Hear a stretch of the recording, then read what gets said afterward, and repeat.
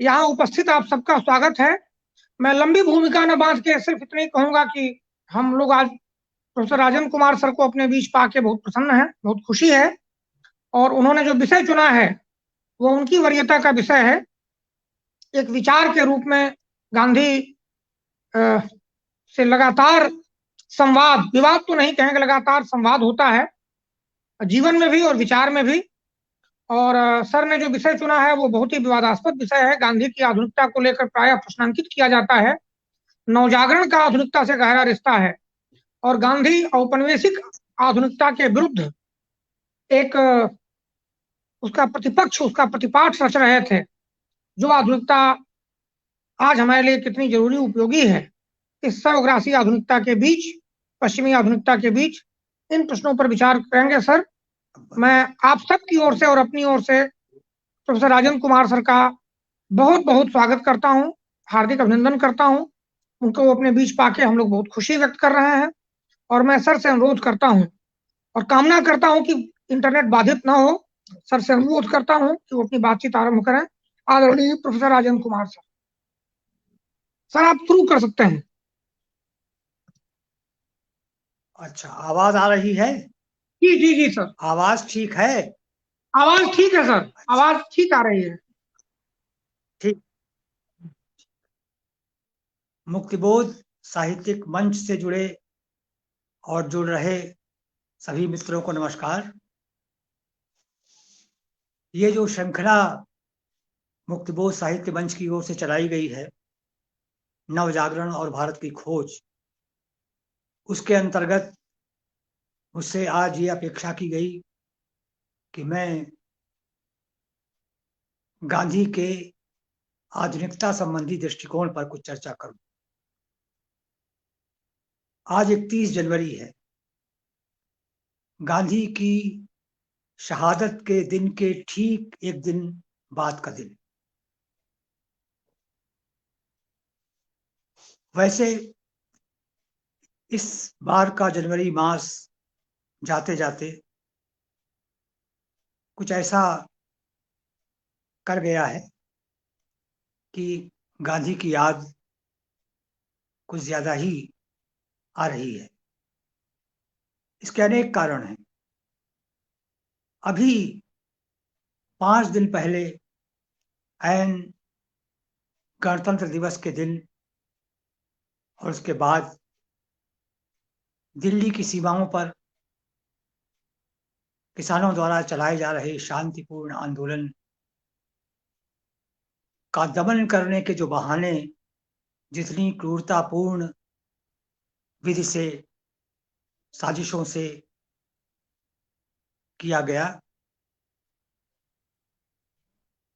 उसको देखते हुए मेरे मन में ये ख्याल आता रहा और शायद जो लोग सुन रहे हैं उनके मन में भी ये बात आई होगी कि आजादी से पहले चंपारण, खेड़ा और बारडोली जैसे किसान आंदोलनों का सफलतापूर्वक नेतृत्व कर रहे गांधी आज होते तो क्या कर रहे होते।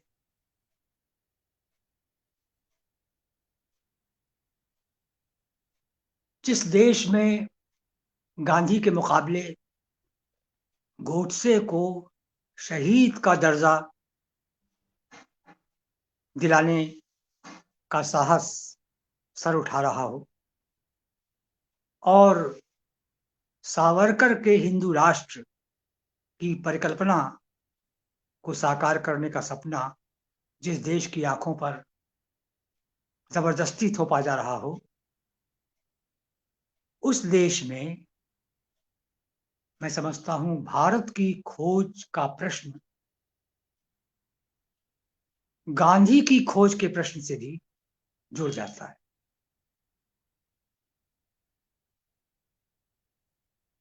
आजादी के बाद 72 वर्षों से हम देख रहे हैं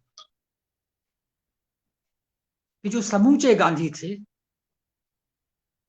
उनमें से अपने अपने राजनीतिक इस्तेमाल के लिए अलग अलग संगठनों ने, दलों ने अपनी अपनी काट के अपने अपने लिए उपयोगी दिखने वाले गांधी को ढूंढ लिया या गढ़ लिया। कांग्रेसियों ने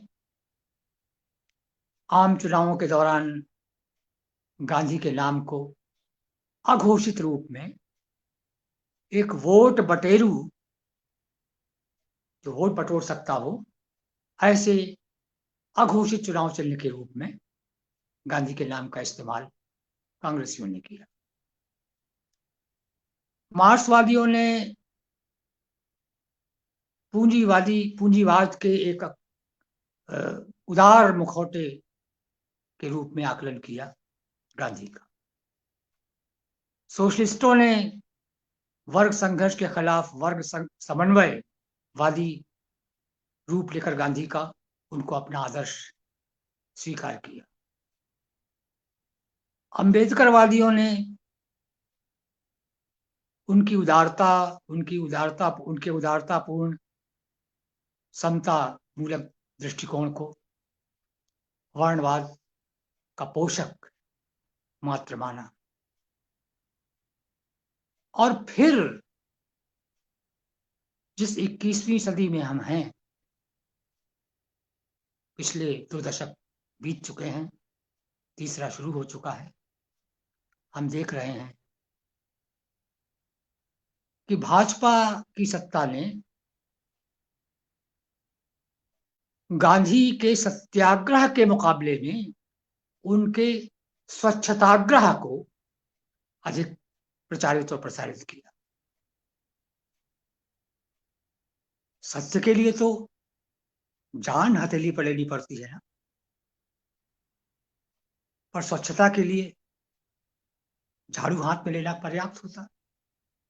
और झाड़ू हाथ में लेने के लिए अंबानी अडानी से लेकर महानायक अमिताभ बच्चन तक फोटो खिंचवाने के लिए झाड़ू हाथ में लिए हुए स्वच्छताग्रह के लिए प्रस्तुत रहे ही। तो ये परिदृश्य है।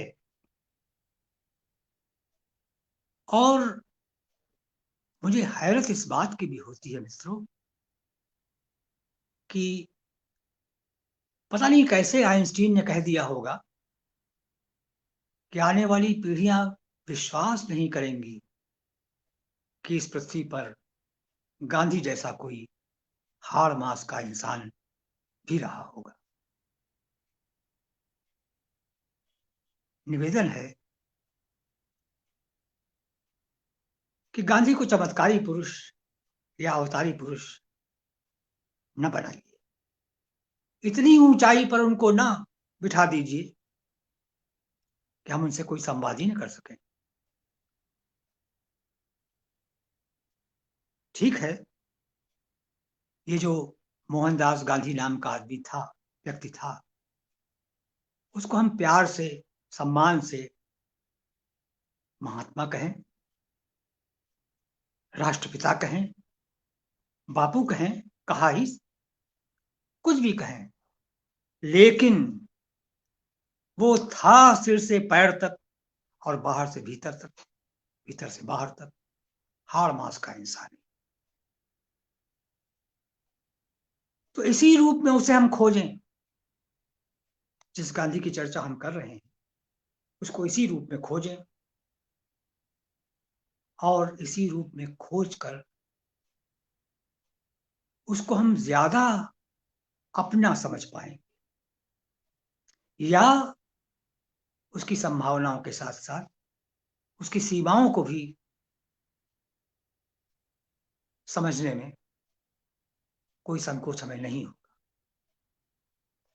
दक्षिण अफ्रीका में गांधी ने जो आंदोलन चलाए वो एक प्रकार से प्राथमिक प्रयोगशाला के रूप में थे, जिनमें गांधी ने अपने अहिंसा, सत्य और अपरिग्रह वगैरह सिद्धांतों को जांचने परखने की कोशिश की। और वह महीना भी जनवरी का ही था, 1915 का। तारीख थी 9। जब गांधी हिंदुस्तान वापस दक्षिण अफ्रीका से वापस आए और यहाँ उनकी कामयाबी की खबरें पहले ही आ चुकी थी, उनके आने से पहले ही बहुत स्वागत का भाव था उनके प्रति, स्वागत के आयोजन हो भी रहे थे। लेकिन फिर भी गांधी के प्रति कोई एक सर्वसम्मत धारणा नहीं थी। दो प्रकार की धारणाएं थी गांधी की कामयाबी को लेकर, दो प्रकार की धारणाएं थी। कुछ उत्साहित थे उनकी कामयाबी को देखकर, उनकी कामयाबी के बारे में सुनकर,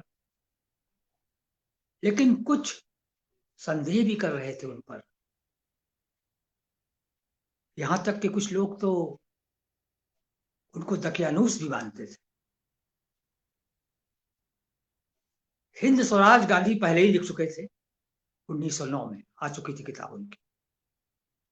और वो गोखले, जिनको गांधी अपना दीक्षा गुरु मानते थे, राजनीतिक गुरु मानते थे,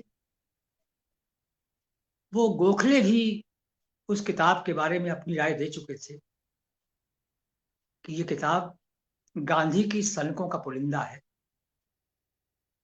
और यहां तक कहा था गोखले ने कि हो सकता है आगे चल करके गांधी खुद इस किताब को डिसोन कर दे, लेकिन हम जानते हैं कि ऐसा हुआ नहीं। अलबत्ता 2024 में शायद जो संस्करण आया हिंद स्वराज का, उस पर कुछ स्पष्टीकरण, जो आपत्तियां उठाई जा रही थी उनके बारे में कुछ स्पष्टीकरण अलबत्ता गांधी ने दिए, कुछ संशोधन भी किए, लेकिन खारिज नहीं किया अपनी मान्यताओं को। औपनिवेशिक भारत जो था उसमें जिस आधुनिकीकरण की प्रक्रिया चल रही थी, उस आधुनिकीकरण की प्रक्रिया से गांधी संतुष्ट नहीं थे, और न संतुष्ट से उस आधुनिकता बोध से जो उस जमाने के, उस दौर के अंग्रेजी शिक्षा से निकले या विलायत से पढ़ करके बैरिस्ट्री वगैरह करके आए हुए जो लोग थे, जिनमें सरदार पटेल, जवाहरलाल नेहरू वगैरह भी थे। पटेल के भाई विठल भाई पटेल भी थे, सरदार वल्लभ भाई पटेल के भाई विठल भाई पटेल भी उसमें थे। तो ये जो इन विलायत से पढ़ लिख कर आने वाले या यहाँ के हिंदुस्तान में अंग्रेजी शिक्षा दीक्षा से निकलने वाले जो एक युवा वर्ग का दायरा था, उसमें गांधी के प्रति बहुत संदेह थे। किसी किसी के मन में तो चिढ़ का भाव भी था। मसलन आश्चर्य होगा आपको सुनकर के, और हमको भी हुआ, कि सरदार पटेल जो बाद में उनके बड़े भक्त बन गए, गांधी के बड़े विश्वसनीय बन गए, उन्हें भी गांधी से चिढ़ थी। एक प्रसंग मैंने कहीं पढ़ा था कि जब गांधी का अहमदाबाद में एक स्वागत समारोह का आयोजन किया गया, तो उसमें एक, अच्छा, पटेल और गांधी में 6 वर्ष उम्र का अंतर, 6 वर्ष का था। गांधी 45 के रहे होंगे उस समय और पटेल 39 के, ज्यादा अंतर नहीं था। तो पटेल के एक पत्रकार मित्र हुआ करते थे, जिनका नाम मुझे याद नहीं आ रहा, मावलंकर उनका सरनेम था। तो मावलंकर ने बड़ी उत्सुकता जाहिर की, सरदार पटेल से कहा गांधी से मिलने की बड़ी उतावली है मुझे, मिलवाइए मुझे। पटेल ने कहा क्या करोगे उससे मिलकर के, उस दकियानूस आदमी से मिलकर क्या करोगे? मैं जानता हूं वो क्या कहेगा। जब तुम मिलोगे तो मिलते ही तुमसे वो क्या कहेगा मैं जानता हूं। वो कहेगा गेहूं से कंकड़ बीन सकते हो, अगर नहीं बीन सकते हो तो आजादी नहीं मिल सकती। ऐसी बातें कहता है ये, जिसे तुम महात्मा गांधी कहते हो। ये कहा था गांधी।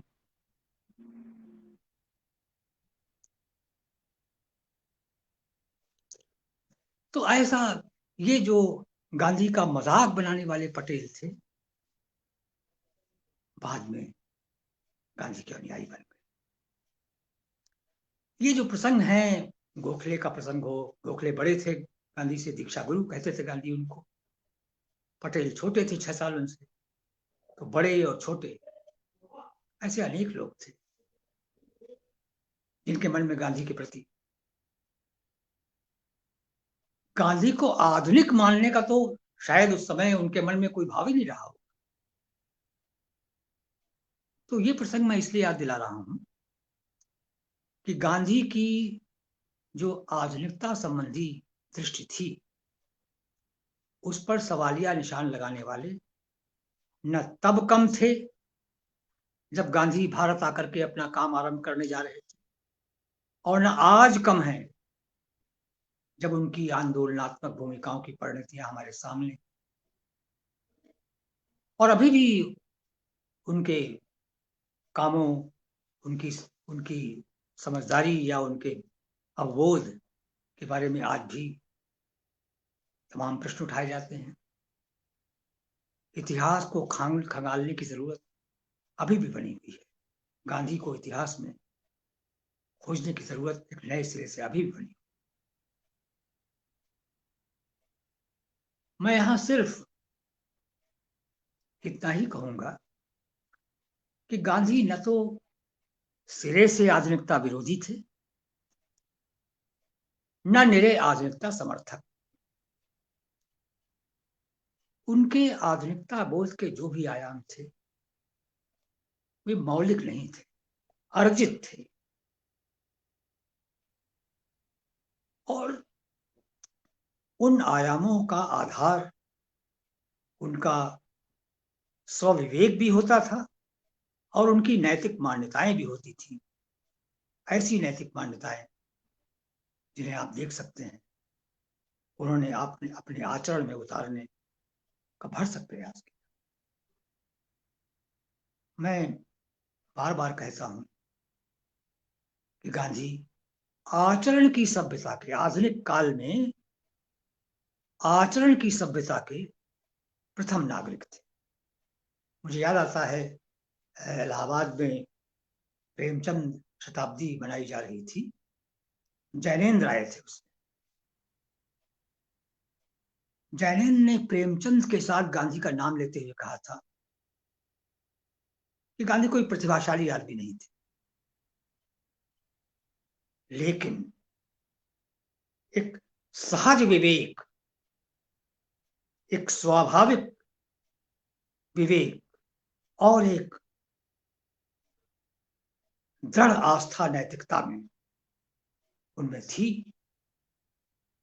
वही उनके करिश्माई व्यक्तित्व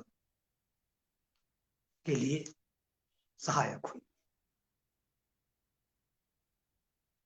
बहरहाल उनके, गांधी के आधुनिकता बोध को समझने के लिए हमें कुछ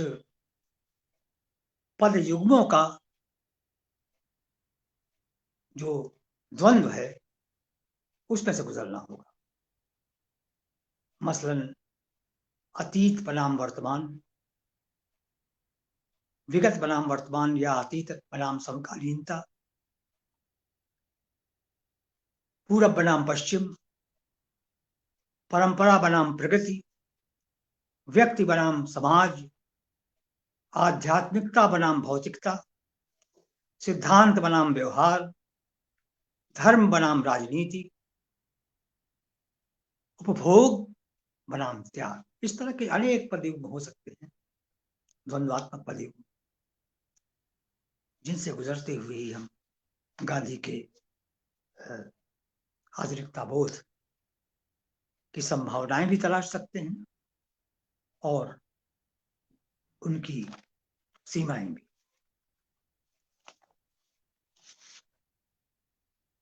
ये जो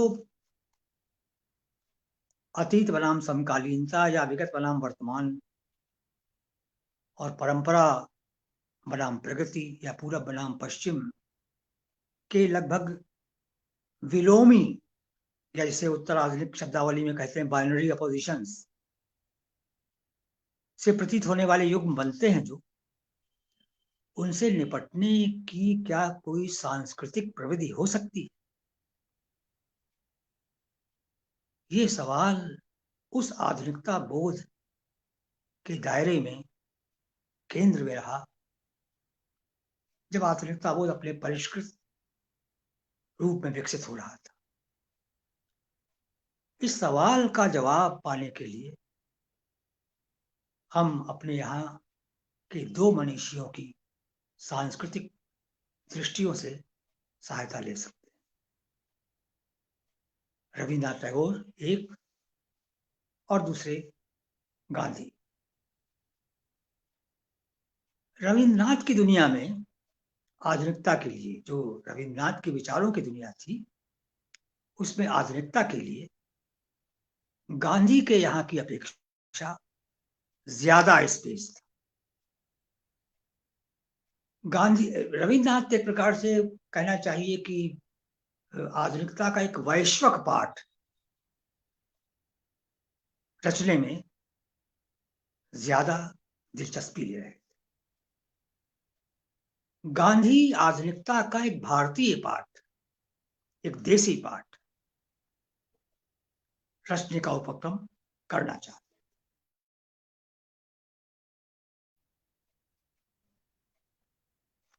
गांधी को पश्चिम की और पूरब की भी शास्त्रीय परंपराओं से मदद लेने में कोई एतराज नहीं था, लेकिन ज्यादा भरोसा उनको पूरब की लघु परंपराओं पर था। हिंद स्वराज पुस्तक इसकी साक्षी है। ये जो अतीत और वर्तमान का द्वंद्व था,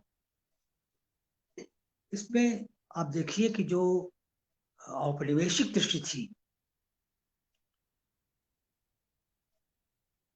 उसमें भारत के अतीत को तो गौरवपूर्ण मानने का भाव था, बल्कि ये अंग्रेजों ने कहा, ये कहा गया कि भारत का अतीत तो बड़ा गौरवशाली है, पर इतिहास नहीं है उसका। India has a great, a glorious past but no history. अतीत तो है उसका, पर इतिहास नहीं। गांधी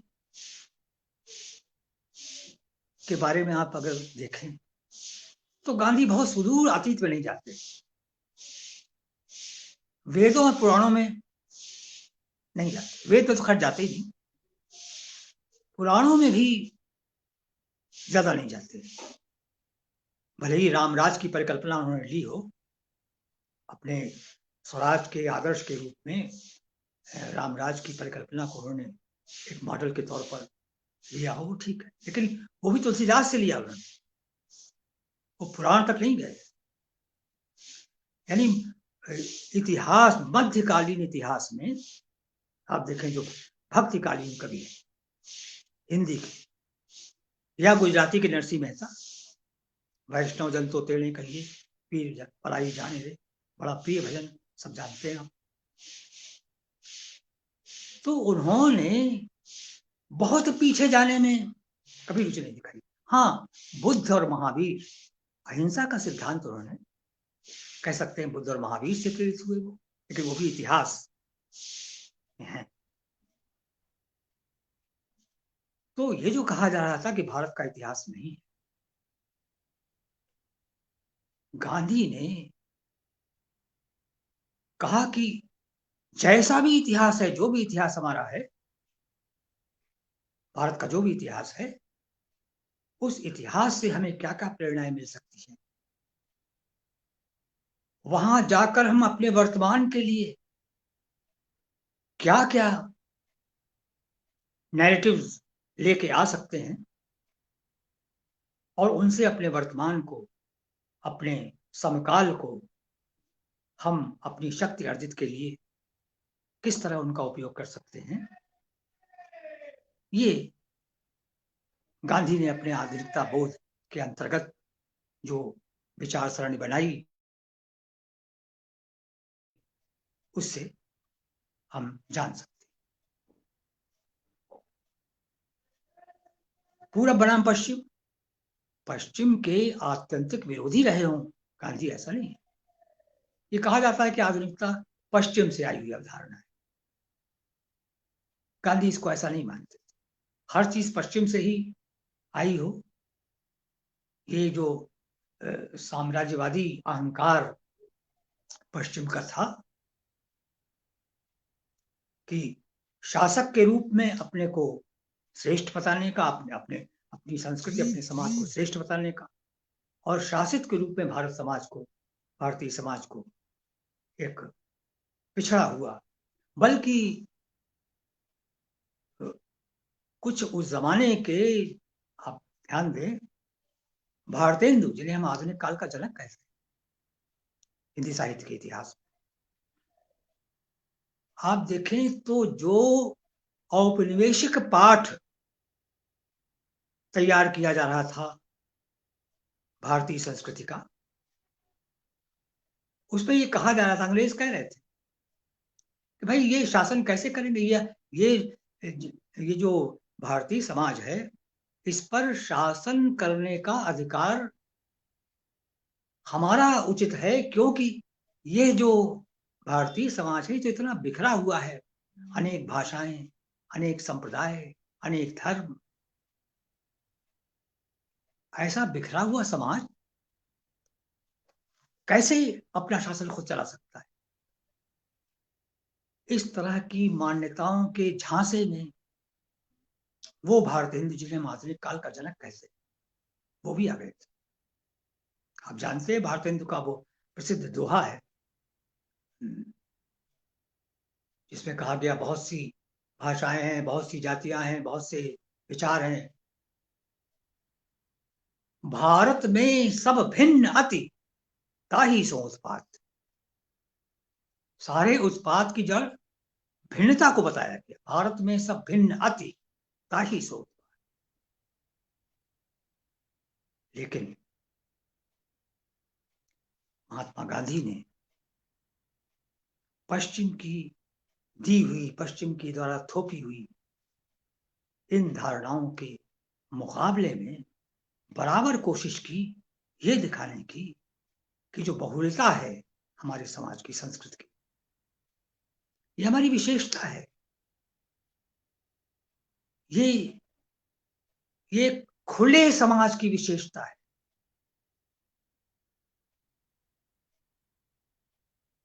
और पश्चिम से भी अगर हमें ले सकते हैं तो लेंगे।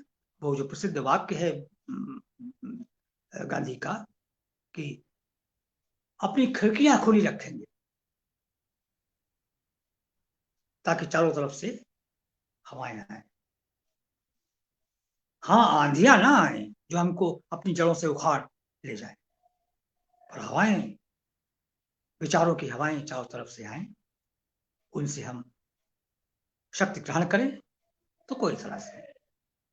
तो पूरब और पश्चिम के द्वंद्व में एकदम आत्यंतिक रूप में वो जो हमारी परंपरा थी, जिसमें एक प्रकार की श्रेष्ठता ग्रंथ के शिकार थे हम, विश्व गुरु है भारत, इस तरह की बातें, और इस तरह की बातें आज भी की जा रही।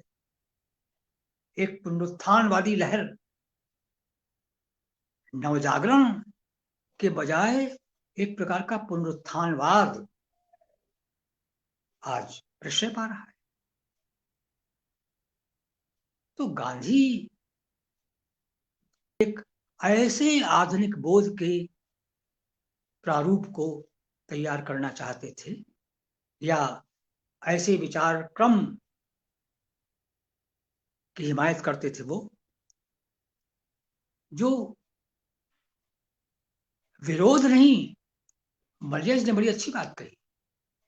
मलियज ने रामचंद्र शुक्ल पर लिखते हुए कहीं लिखा है कि आत्यंतिक विरोध नहीं, पश्चिम का आत्यंतिक विरोध नहीं, प्रतिरोध। प्रतिरोध में हम फिल्टर करते हैं। जो विचार पश्चिम से आ रहे हैं उनको हम क्या ग्राह्य है क्या अग्राह्य है यह देखते हुए जो ग्राह्य है उसे इधर आने देते हैं, जो अग्राह्य होता है उसे रोकते हैं। तो ये फिल्टर करना, प्रतिरोध, अगर हमको कोई चीज अग्राह्य लग रही है, चाहे वो पूरब की हो चाहे पश्चिम की हो, तो उसे हम छोड़ेंगे, उसे हम रोकेंगे। लेकिन ग्राह्य लग रही है, विवेक के आधार पर स्वीकार्य लग रही है, तो उसे स्वीकार करेंगे, चाहे वो पूरब का हो चाहे पश्चिम का। तो बहुत से लोग कहते हैं कि हिंद स्वराज में पश्चिमी उपकरणों का एकदम विरोध है। ऐसा नहीं है, बल्कि खुद गांधी ने जब जो हिंद स्वराज का बाद वाला संस्करण आया 1924 में, उसमें उन्होंने खुद लिखा कि मैं पश्चिम का विरोधी नहीं हूं। यहां तक कहा कि मैं टेक्नोलॉजी का भी विरोधी नहीं हूं। ये जो रेलगाड़ी का विरोध, ये जो चिकित्सा पद्धतियों का विरोध, ये अनेक प्रकार के जो आधुनिकता के नाम पर जो उपक्रम आए और जिनका महत्व भी था, आज हम उनको अस्वीकार नहीं कर सकते। खुद रेलगाड़ी के बारे में जो धारणाएं थी गांधी की, उसके बावजूद रेलगाड़ी में सफर करते थे वो। यहाँ तक कि तकनीक का भी उन्होंने विरोध आत्यंतिक रूप में नहीं किया। जो सिलाई मशीन, सिंगर की सिलाई मशीन आई, बहुत प्रशंसक थे उसके, क्योंकि वो छोटे, वो जो हाथ से काम करने वाले कारीगर थे, उनके लिए, उनके कौशल को, उनके कौशल को और उनके श्रम को, उनके समय को महत्वपूर्ण रूप से कितना श्रम कर, कम श्रम कम समय में ज्यादा काम हो सके, और वो छोटे छोटे जो अपने हाथों से काम करने वाले कारीगर हैं उसका इस्तेमाल कर सकें।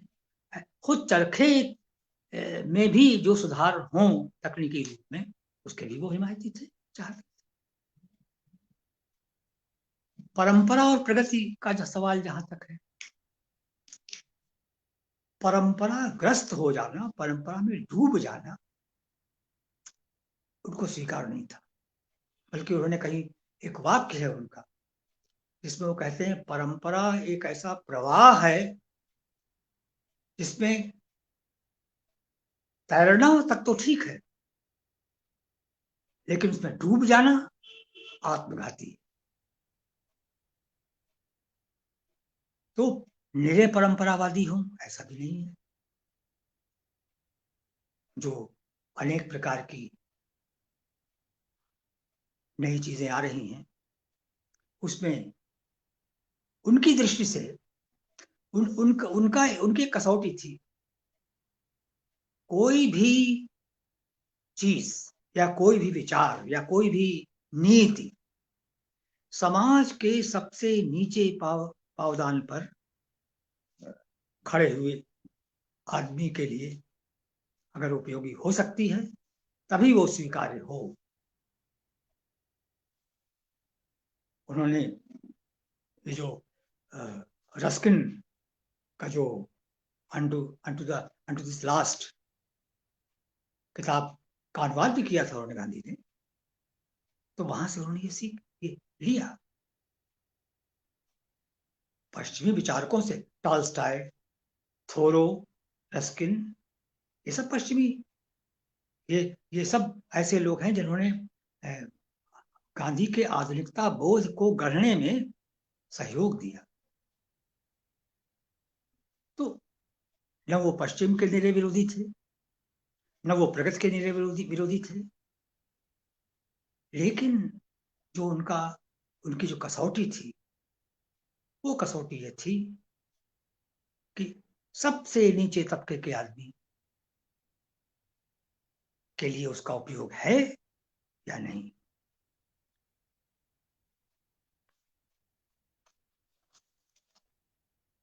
व्यक्ति बनाम समाज,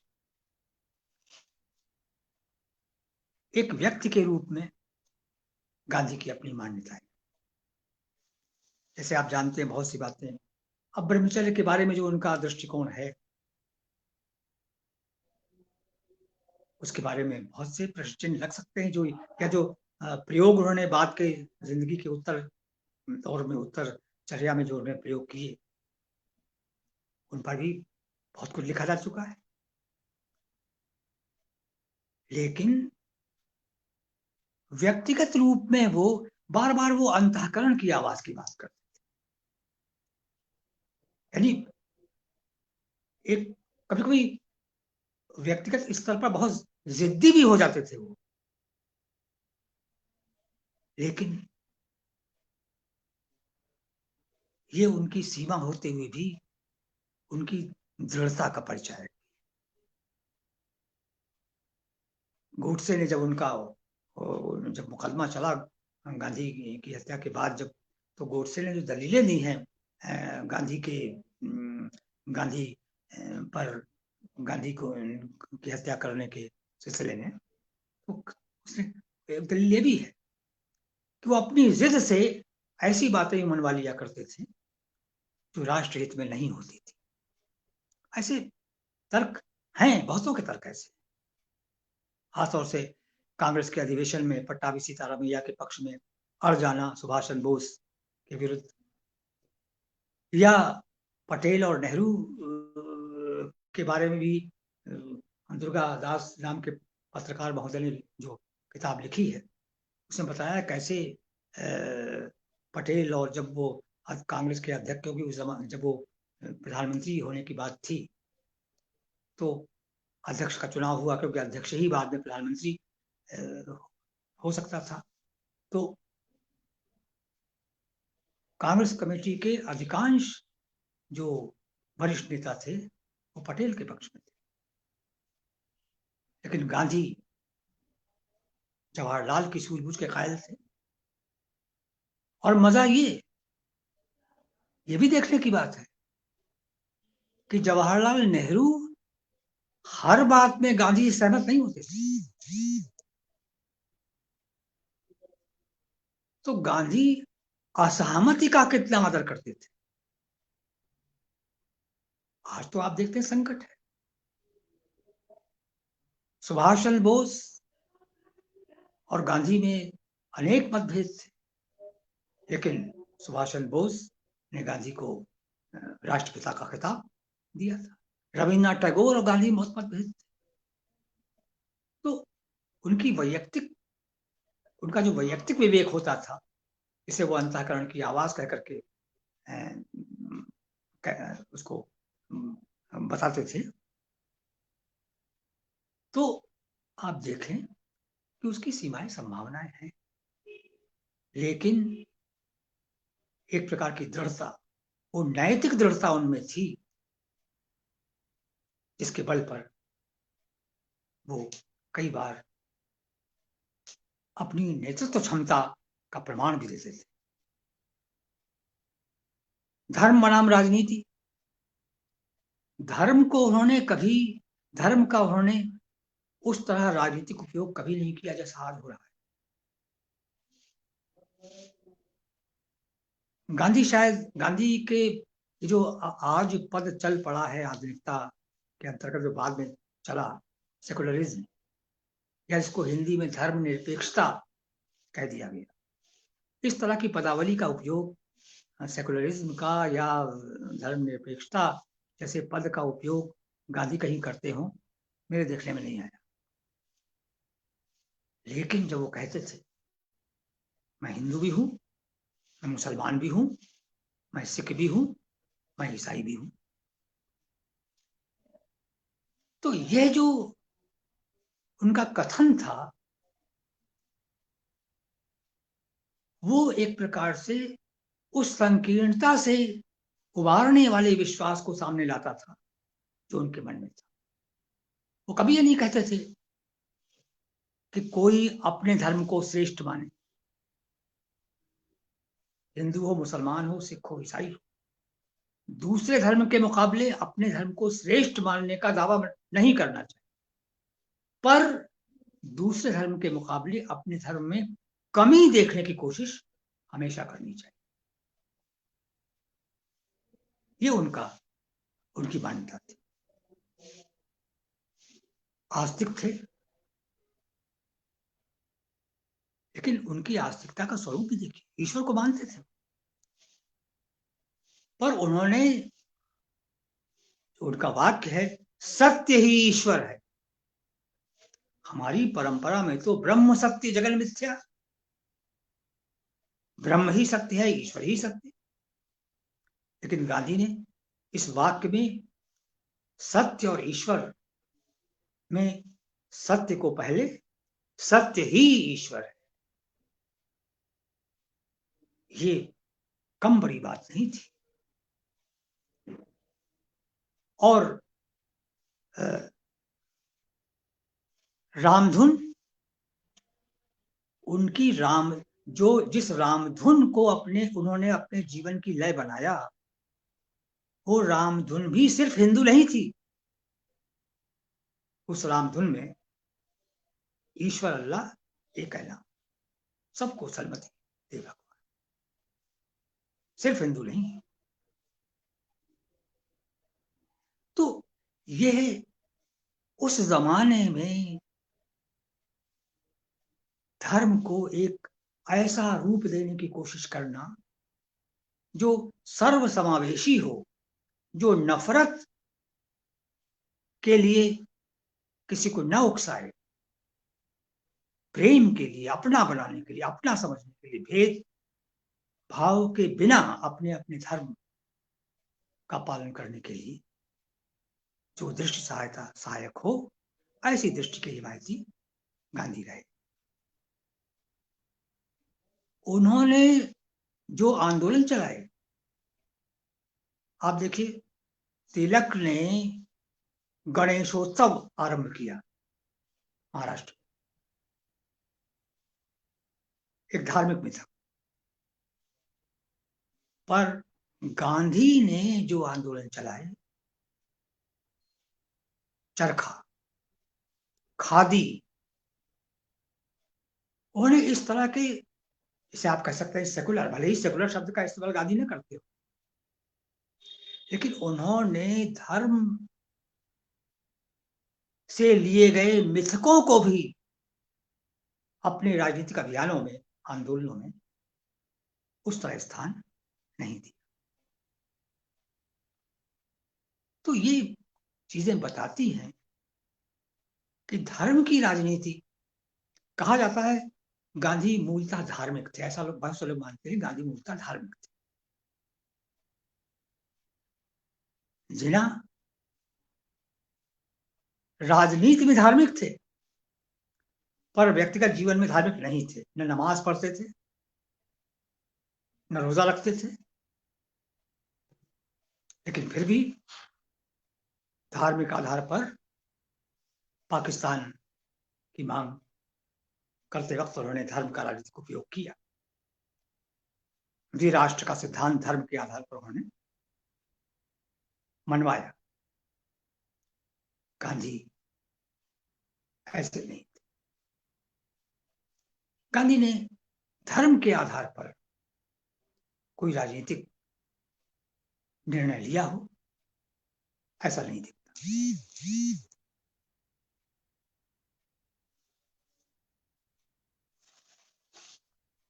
आज हम देख रहे हैं कि जब हम नव जागरण की राह पर कैसे आगे बढ़ रहे थे, एक पूरा सिलसिला है। बल्कि मुझे याद आ गया, पंडित प्रताप नारायण मिश्र, जिन्होंने ब्राह्मण नाम का अखबार निकाला कानपुर से, और जिन प्रताप नारायण मिश्र को छोटा भारतेंद्र भी कहते थे, वो प्रताप नारायण मिश्र जब भारत के स्वरूप की परिकल्पना, आज भारत माता की बड़ी चर्चा है, लेकिन भारत के स्वरूप की जो परिकल्पना प्रताप नारायण मिश्र करते हैं, उसमें देखिए क्या जीवंत रूपक है। अहें यहां पर 3 मत, हिंदू, यवन, क्रिस्तान। हमारे देश में हिंदू हैं, मुसलमान हैं, ईसाई हैं। यहाँ पर 3 मत, हिंदू, यवन, क्रिस्तान। भारत की शुभ देह मह, तीनों अस्थि समान। जो पुरुष सूक्त में आप देखते हैं रूपक है श्रेणी क्रम वाला, कुछ वर्णवादी व्यवस्था है उसमें श्रेणी क्रम वाला रूपक है, ब्राह्मण सिर है, शूद्र पैर है, इस तरह से वो रूपक चलता है। ये जो वर्टिकल क्रम बनाया है, बना था हमारी परंपरा में, उसके बरक्स ये जो रूपक है, सब हड्डियां भारत की शुभ देह में तीनों अस्थि समान। ये भारत के शरीर के ढांचे में हड्डियों की तरह है। एक भी हड्डी टूटी पूरा शरीर प्रभावित होगा। ये रूपक हमारी परंपरा में था, लेकिन आज जो हवाएं चल रही हैं, जो सांस्कृतिक राष्ट्रवाद के नाम पर पुनरुत्थानवाद की आंधी चल रही है, उसने संस्कृति और परंपरा जैसे शब्दों को ही डरावना बना दिया है, आक्रामक बना दिया। दरअसल तो हमारी परंपरा सामाजिक सांस्कृतिक भिन्नताओं की परंपरा है ना। उन्हें तथाकथित राष्ट्रवाद में रिड्यूस करके एक रंगी बनाया जाता। मुंडे मुंडे मतर भिन्ना मानने वाला देश है हमारा, लेकिन आज हम मुंडे मुंडे मतर ऐक्यम, एक ही बात मानो बस। तो ये जो लोकतांत्रिक चेतना को अवरुद्ध करने वाली ये जो फांसीवादी प्रवृत्ति है, गांधी इसके कभी समर्थक नहीं रहे। उन्होंने स्वतंत्र मत का अधिकार रखना किसी से छीनना नहीं चाहा। और ये जो राष्ट्रवाद की लहर आज चल रही है, आशीष चंदी की एक किताब है इललेजिटिमेसी ऑफ नेशनलिज्म। इसमें उन्होंने राष्ट्रवाद को उपनिवेशवाद का ही एक डबल यानी प्रतिरूप बताया है और कहा है कि यह प्रतिरूप जो है ये छद्म रूप में एक ढोंगी देशभक्ति या एक अहंकारी देशभक्ति का भाव अपनी आड़ में विकसित करता है।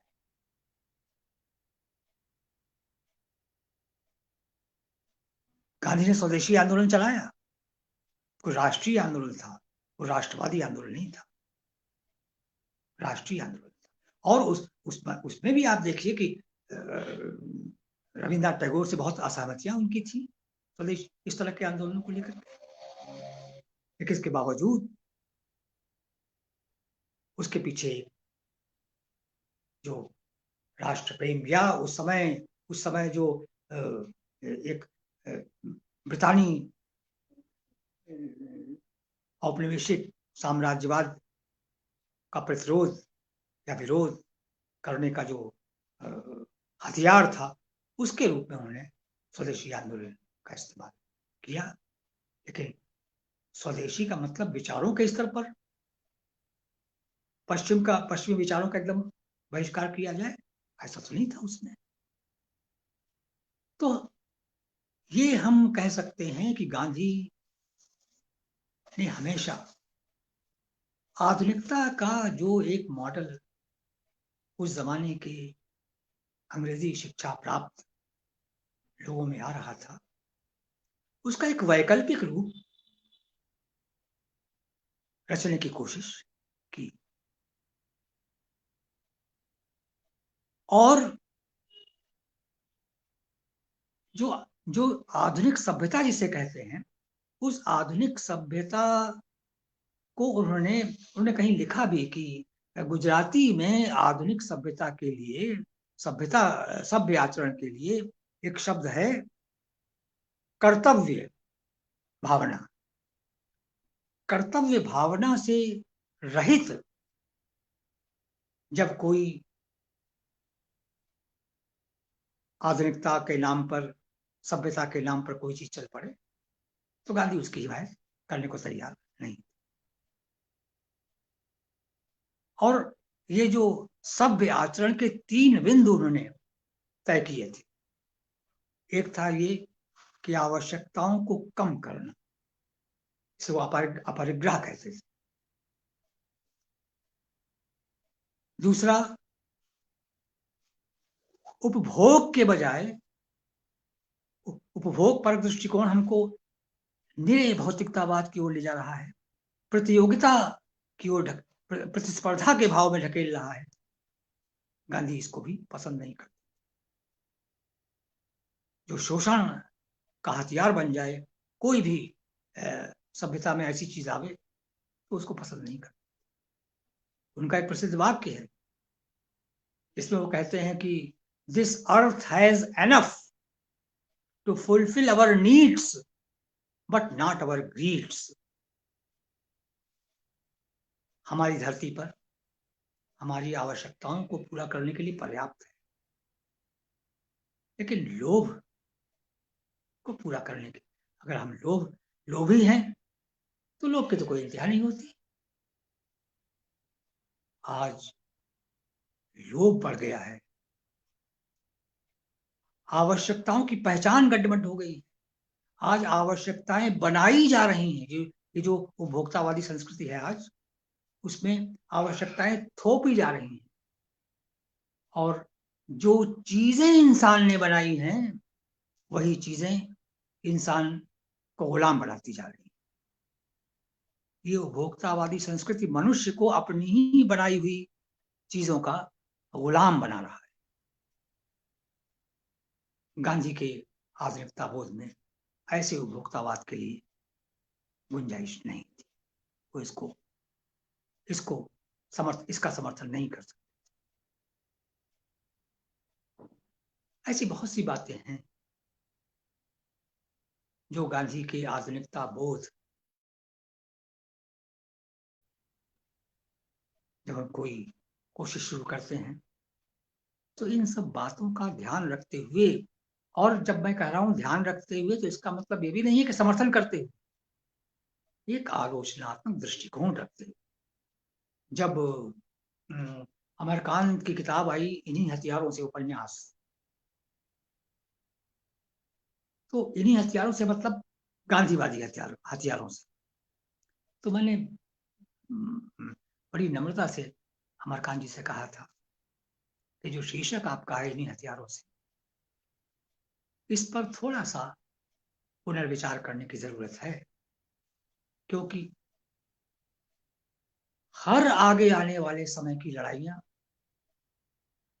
पीछे वाले समय के हथियारों से ही लड़ी जाएं और सफलता मिले, ऐसा नहीं होता। नए समय की लड़ाइयां लड़ने के लिए नए हथियारों की भी जरूरत पड़ती है। और हथियार का मतलब सिर्फ शस्त्र उठा लेना ही नहीं होता। नए विचार, नया सोच भी हथियार की तरह काम करने में सहायक हो सकता है। तो गांधी का आधुनिकता बोध कुल मिलाकर के एक ऐसा आधार रखता था जो उनके अपने समय में जिस तरह कारगर हुआ, शायद आज एकदम वैसा ही कारगर नहीं हो सकता। लेकिन फिर भी हम कम से कम गांधी से ये तो सीख ही सकते हैं कि उन्होंने धर्म का इस्तेमाल, अब देखिए वो मूलतः धार्मिक आदमी थे ये कहा जाता है, लेकिन धर्म में वैयक्तिक साधनाओं के वैयक्तिक फलों की कामना भी की जाती, मोक्ष कैवल्य वगैरह की कामना हो, व्यक्तिगत रूप में मोक्ष और कैवल्य के लिए। धर्म का जो पारंपरिक रूप है वो आज भी यह कहता हुआ हमारे ऊपर सिक्का जमाता है कि हम संसार से तुमको मुक्ति दिला सकते हैं। लेकिन गांधी ने धर्म का इस्तेमाल मोक्ष या कैवल्य, अपनी आस्थाओं का इस्तेमाल, अपनी साधनाओं का इस्तेमाल कभी व्यक्तिगत मोक्ष या कैवल्य के लिए नहीं किया। धर्म संसार से मुक्ति दिलाने का दावा करे तो हमें स्वीकार नहीं। संसार में मुक्ति दिलाने में कौन चीज सहायक होती है और धर्म उसमें कितना सहायक होता है, वहीं तक धर्म स्वीकार्य है। तो गांधी के आधुनिकता बोध में जो पुरानी आस्थाएं हैं, उन पुरानी आस्थाओं को भी वो इस तरह परिष्कृत और विकसित करते हैं कि वो संसार में, जीवन में हमको मुक्ति, तमाम संकीर्णताओं से आजादी प्राप्त करने में और सामूहिक आजादी प्राप्त करने में सहायक हो। केवल वैयक्तिक किसी चीज के लिए वो उन आस्थाओं या उन धर्म सम्मत धारणाओं का इस्तेमाल नहीं करते। तो मेरे ख्याल से ये गांधी के व्यक्तित्व के लिए हम जरूरी समझते हैं, उनके आकलन के लिए। और सबसे बड़ी बात अंत में फिर ये कि गांधी से एक बात तो आज भी हम सीख सकते हैं कि जिस जनता का होने का दावा हम करते हैं राजनीति में, उस जनता के साथ तादाद में स्थापित करने का और उस जनता का विश्वास जीतने का क्या हम ईमानदार प्रयास भी करते हैं अपने आचरण के बल पर? ये प्रश्न गांधी की तरफ देखते हुए हमारे मन में बराबर उठना चाहिए। और मैं समझता हूं यहीं पर इस व्याख्यान को, इस वक्तव्य को मैं समाप्त कर देना मेरे लिए उचित होगा। धन्यवाद।